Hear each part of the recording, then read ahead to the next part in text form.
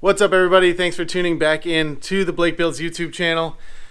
If you haven't already hit the subscribe button, please make sure to hit it. If you like this video, make sure you like it. And if you have some questions or got something to say, please leave a comment down below. All that stuff really helps us out and kind of motivates us to continue creating content. Today, we're back in my garage at my house. We're working on the E92 and we're doing final assembly. So we took the whole interior out. We took all the stuff out of the rear end.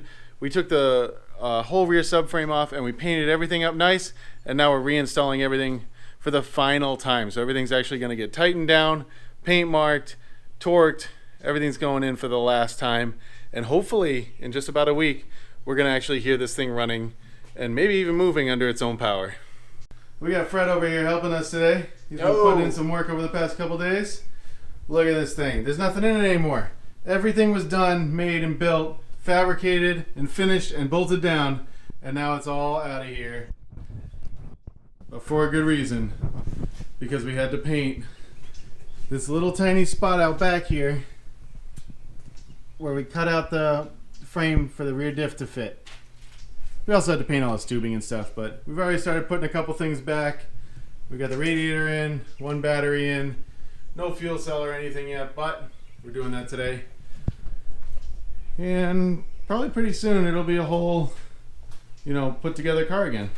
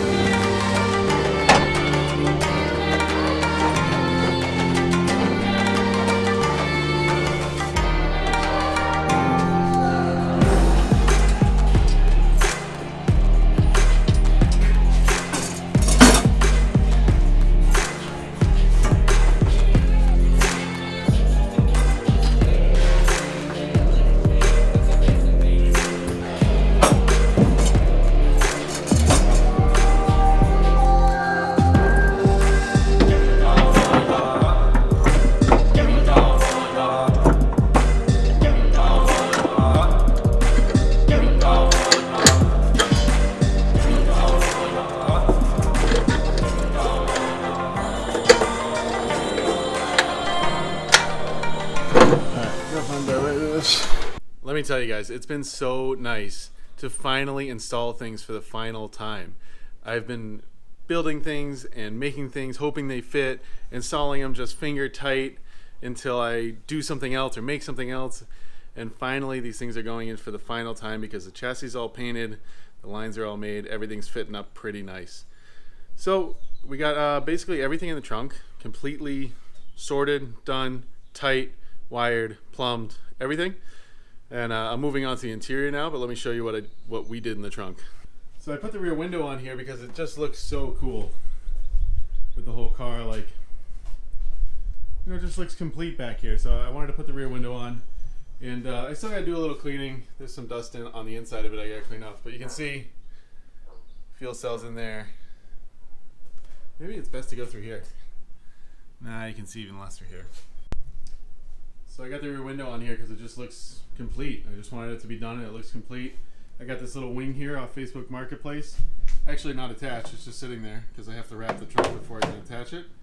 But it looks pretty nice. I think I like the style. Looks good from the back. Subtle, not overdone. Looks alright. And inside here, we are like completely done. The fuel cell's plumbed, wiring's done. We have everything in there that we need, and basically everything's done and coming into the cabin now. So you can see I got the positive line there on its little bulkhead stud, but I also have all the wires for the fans and everything else coming into the cabin now. So now we can go ahead and add some wires for the cool shirt and the power steering pump, which is underneath there, and the water pump, which is underneath there, and we can continue to route the wiring harness forward. For the entire length of this project, I've been putting off making the coolant lines that go through the cabin, and that's because I really don't know if they're going to work. I just don't know, and I have to cut up the coolant lines and make them to even know if they will work, to see if the rest of them fit. So once I make one section of it, I'm not sure the next section will fit because of how I routed the first section. And I also had to make these adapters and splitters to go from -20 to -12, because on the engine side it's 4 -12s, and on the car side it's 2 -20s. James over at Night Owl helped me whip up these splitters, and you can see this is a -20 on one side, -12 on the other, 2 -12s. And actually this one also has a -6 port, actually a -4 port, because I'm going to be pushing water through the steam lines in the top of the heads, and that's because I want the air bubbles to move through the system and out into the back of the radiator so that they eventually go into the radium swirl pot and bleed themselves out continuously.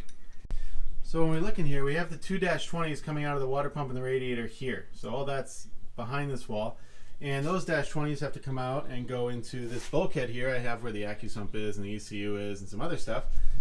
And originally I wanted to put the 2 -20s through that little wall there, up behind the AccuSump and up into that plate I put in there right there. It's like a perfect spot to put the coolant lines. But unfortunately, -20s will not fit behind the AccuSump, so I had to change my thought and change the -20s to -12s here instead of up there, and that's why we're going to mount these splitters right behind this wall, and then 4 -12s will go behind the AccuSump and up into the firewall and out into the engine bay. Doing it this way basically makes this cooling system the most needlessly complicated cooling system on the face of the earth.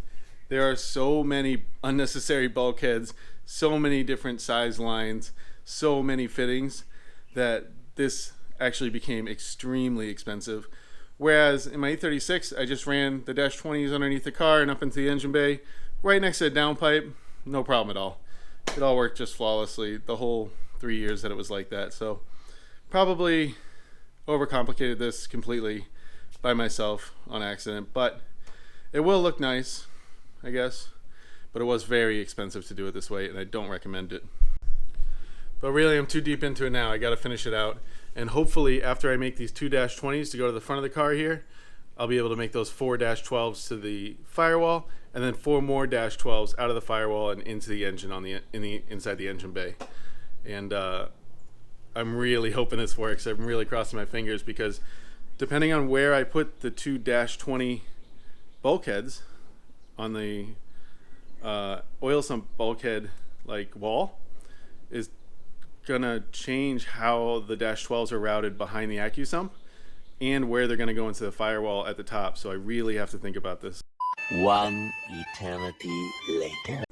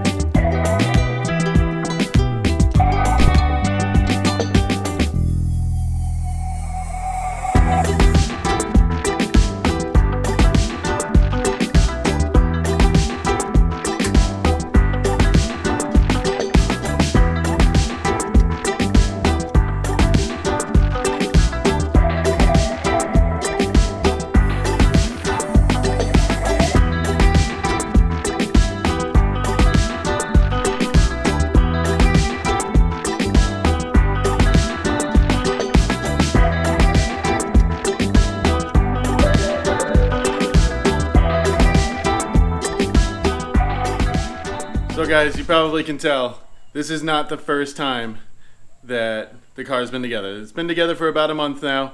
The last month of the final assembly was just so crazy because we were trying to get it ready for AMP's July 4th event. And man, we were doing the first part of this video probably June 30th or something. So it was a mad rush to get the car together to get ready for that event. If you've seen on my Instagram, or if you've been on my Instagram, you've seen it out at it a couple times now. I've had it out about 3 events now. It's going okay. It's going okay. We lifted ahead at AMP, so we had to fix that. Then my clutch is actually like scraping up against my flywheel bolts, so we got to fix that. Otherwise, the car is a complete monster. It is nothing like the E36 to drive, and it feels more settled and faster in basically every way. So of course, there's still a couple small things to fix, some small things to change. My driver's seat is too low. I have to raise the driver's seat because it's very difficult to see over the dashboard. Just a couple other small things, nothing really worth mentioning. Still have to do some programming on the AEM digital display, but we'll get into that in a future video. Still got to dial in some body fitment, some body panel fitment. So my front bumper's hanging a little low on one side. I want to dial that in, but overall the car is basically done, and I'm so happy you guys have come with me through the last 18 months of building this car, and you guys have seen every bit of it. So if you haven't seen the old videos, go back and watch where this car started, but now she's ready to go. We've actually had her on track already, and I just can't wait to see what the future holds with this car. Another problem I forgot about is I actually turned these on once and they went down. So this is not in the right spot, so I gotta reclock these. Oh,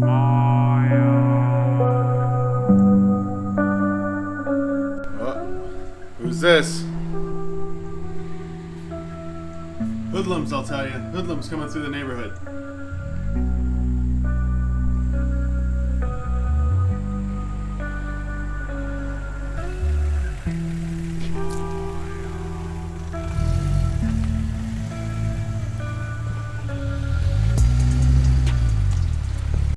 So y'all might be wondering, now that the car is done, basically, you know, what the future is for the channel. You know, I haven't uploaded in a couple months, and that's just because we've been trying to get the car ready, going, done, tested, and ready for clutch kickers, ready to compete. So the future of the channel, you know, we're going to be doing all the events and filming all the events with the new car that we just finished. But we have some more projects that are going to happen too. So next big project is this thing. You've seen this thing before on my channel, but we'll be putting air ride in this car and just fixing a bunch of random stuff that's wrong with it, getting it a little bit more drivable. There's no AC, so we consider that undrivable around here. We also have some other projects planned that we'll reveal as they come up, because I don't want to tell you guys something and then down the road not do it. So we'll see how that goes. We already got the air ride kit for that, so that'll be coming soon. And probably a bunch of trailer stuff going on and event stuff and just more overall car videos. So be sure to stick around. Be sure to hit that subscribe button. Sure to hit the bell so you get updated when I do upload. The uploads might not be as often as they were throughout the E92 project, but I will keep you guys updated and keep uploading videos throughout my life, I guess, for the rest of it. And maybe you'll find some cool stuff going on. I don't know. I hope so, because that means I'm doing cool stuff. You guys can come along for the ride. Thanks for watching, guys.